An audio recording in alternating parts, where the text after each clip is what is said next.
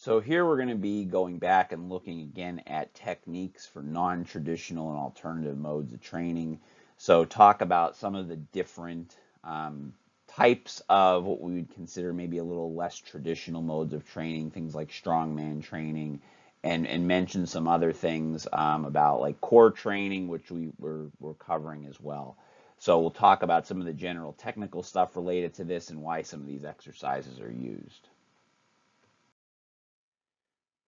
So some general recommendations as far as performing some of these exercises. Now, again, you're going to be applying this where necessary. Okay, so again, not all of these principles are going to be applied to every type of exercise here that we talk about, but we're just going to mention some general things. So again, the breathing pattern, when we're looking at this, again, typically you want to maintain breath. However, there are instances where for instance, when you're doing structural exercises, in other words, you're loading the axial skeleton, particularly with loads over 80% of a maximum, you're going to want to possibly look to use Valsalva. So that's where you're bearing down.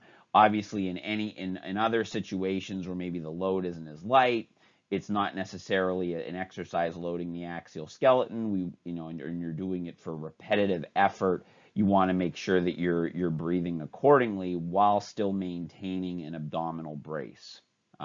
As far as grip goes, you're going to see there's various grips that are going to be used with all these exercises. So there's not, one particular technique. You're just going to use whatever grip is appropriate. And then as far as body position, again, you want to have just general good posture. Your foot position is going to be typically wider than shoulder width for a lot of the things that you're going to be doing. Obviously, again, depending upon the exercises that we're talking about, that may change slightly. So body weight exercises are, a common thing, and not necessarily non-traditional, but again, something that a lot of people use. Some examples, obviously, body weight squats, push-ups, anything like that. The benefits as far as what body weight exercises offer, again, they're going to be specific to the individual's build. They're often closed chain, which is kind of nice. You're going to be working multiple muscle groups at a time, so you're going to strengthen several muscle groups. They're by nature kind of a multi-joint thing. They help to develop relative strength, so strength relative to your body weight. They improve body control. It's always good, particularly for young individuals, to kind of get that body control down. And they're low cost. Okay, so obviously all you need is your body weight and maybe a wall or something like that. But for the most part, they're obviously not going to be cost prohibitive. The drawbacks that you have with body weight exercises is just that they're limited to the individual's body weight. So to do overload, you're kind of limited with the type of overload you can do with it.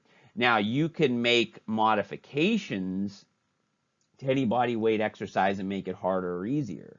So, think about some ways that like you can make body weight, think of just even like a push-up. How could you make a push-up harder? How could you make it easier without adding any type of resistance to it? So think about that, but there's certainly ways you can modify some of these things to possibly make them more difficult. But again, if you're talking just classic body weight stuff, you do have limitations as far as the overall resistance is concerned. So looking at core training, so again, when we look at the core, again, there's lots of benefits here as far as just stabilization of particularly the lumbopelvic region and the spine.